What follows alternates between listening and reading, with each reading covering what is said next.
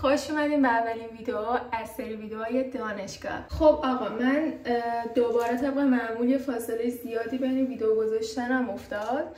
اونم به خاطر این بودش که دانشگاه هم شروع شد. 2 هفته‌ای هست که میرم. خیلی دلم میخواستش از روزای اول اون حال و هوا و اینا بذارم، ولی نذاشتم به 2 دلیل. به خاطر اینکه یک میذارم خجالت میکشم راستشو بخوام، هنوز خیلی راحت نیستم که مثلا توی دانشگاه بخوام دوربین بگیرم دستم برم این ور اون ور. دوم دلیلش هم بود که واقعا میدونی انقدر گیج بودم، انقدر نمیدونستم داره چه اتفاقی میفته، نمیدونستم اصلا باید چی کار کنم. واسه من فکر نمی‌کردم اگرم فیلم گرفتم خیلی جالب از آب در میاد، چون همش من اینجوریام. دانشگاه من انقدر بزرگه مپشو میذارم اینجا. انقدر بزرگ دانشگاهم که 2 تا ایستگاه تراموا بهش میخوره، یعنی تو اونو بخوای راه بری خیلی طول میکشه، بهتره که تراموا بگیری. خب و من یادمه روز اولی که رفتم دانشگاه، خب هفته اول خیلی مثلا آشنایی و اینا بود، همش هم آمفی‌تئاتر بود و گروهی و اینا. بعد یادمه که کلاس من آمفی‌تئاتر من افتاده بود وی، یعنی من آلردی همینجوری دیر کرده بودم، بعد باید 20 دقیقه 25 دقیقه راه میرفتم که از این سر دانشگاه برسم اون، بیشتر نیم ساعت 35 دقیقه راه میرفتم که از این سر دانشگاه برسم اون سر دانشگاه که تازه بتونم برم سر اون میتینگی که داشتیم. خلاصه یعنی این که یه خورده گیج بودم این روزا، اصلا نمیدونستم دارم چی کار میکنم، ولی الان یه خورده جا افتادم. یه ذره مثلا نمیدونم دیگه کلاسم فرستشون دیگه ثابت شدن و برنامه‌مو گرفتم و اینا، گفتم که جالب میشه با هم دیگه این روزای اول رو با هم دیگه باشیم. برای کسایی هم که نمیدونن، من الان دانشگاه لیون لومیر What the fuck Okay, everything's good. داشتم چی گفتم؟ برای کسایی که نمیدونن، من الان رشته انفورماسیون کمیونیکاسیون با مینوق ارت اسپکتاکلم که به فارسی میشه اطلاعات ارتباطات و هنرهای نمایشی. حالا بعدا راجع به رشته‌م و چرا اصلا این رشته رو انتخاب کردم و نهایتش چیه و شغلاش چیه و اصلا هنر، اطلاعات ارتباطات داستان چیه، بعدا ویدیو میذارم براتون توضیح میدم. راستی که 2 هفته از کلاسام شروع شده.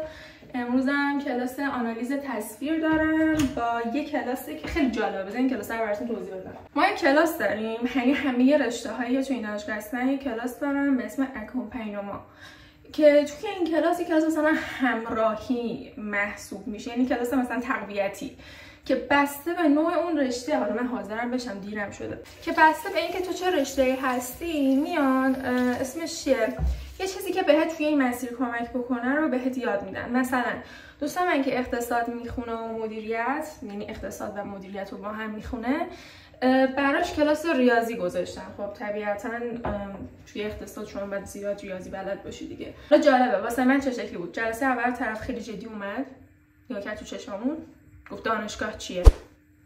دانشجو چیه، درس چیه. من اینجوری بودم که همه میدونیم دیگه چی کار داریم میکنیم. بعد فهمیدم چون ما اطلاعات ارتباطاتیم اینا خیلی دارن فلسفی نگاه میکنن به همه چی، برای همه چی میخوان یه دونه تعریف تعیین بکنن. از اول اومد دانشگاه رو تعریف کرد، دانشجو رو تعریف کرد. البته من خود حقم میدم، من حالا یه ذره سنم توی کلاسمون بالا، من 21 سالمه، بعد بقیه همه از دبیرستان اومدن 17 سالشونه. مثلا داشت بهش میگفت تو رو خدا چیت نکنین تو امتحان، رابطه های بد نداشته باشین، اونم توی دانشگاه این کار کنین، دانشگاه اینه، دانشگاه اونه. مینوال منی که 2 بار تا حالا دانشگاه رفتم و نه بزرگشون بودن. مثلا امروز درسش رو نگاه کردم، اینه که میخواد بیاد بگه که چجوری نوت بردارین سر کلاس، چجوری خودتون رو مثلا تشویق کنین، به خودتون انرژی بدین، اعتماد به نفس بدین، که مثلا صحبت کنین توی یه جمع. خلاصه واسه ما خیلی واقعا درس مهمی نیست مثل بقیه رشته‌ها، خدا رو شکر. ولی چیزی که باعث میشه از این کلاس متنفر باشم اینه که کلاس گروهیه، یعنی کار گروهی دارم. من اکثر کلاسام این شکلیه که آمفی‌تئاتر. یعنی چی؟ یعنی توی کلاس از بین 400 تا 700 نفر دانشجو سر کلاس نشسته. اوکی؟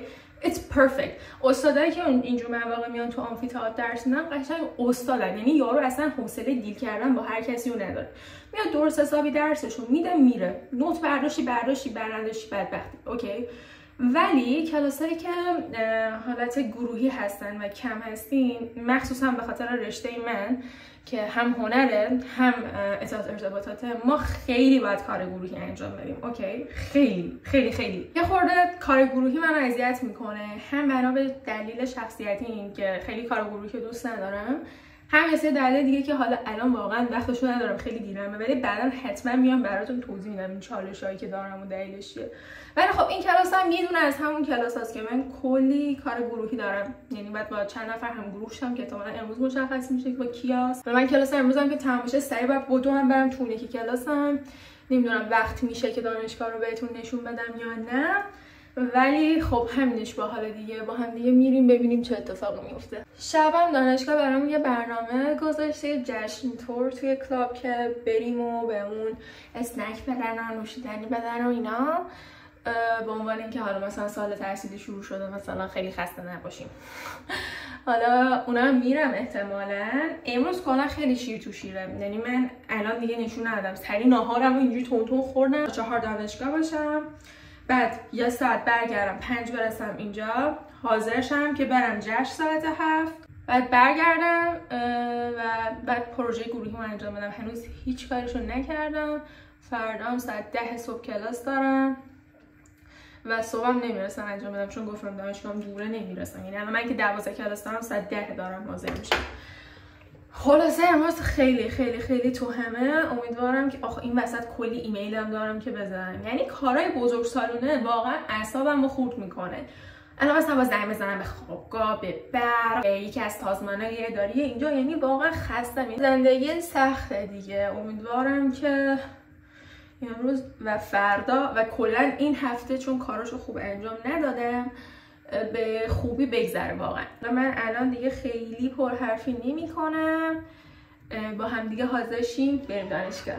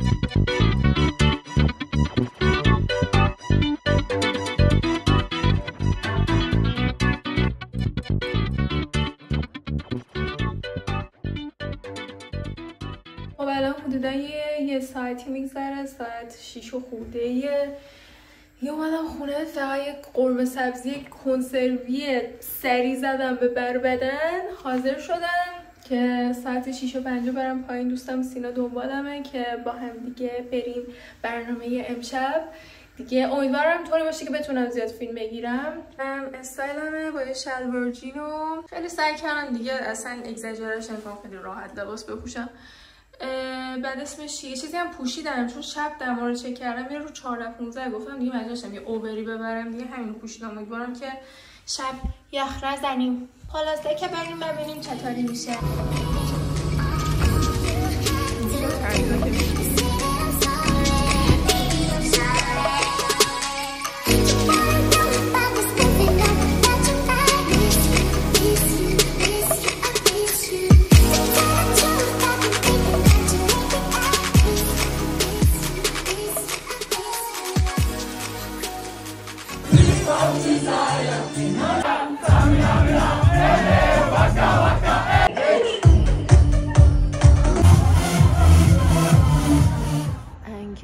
چرا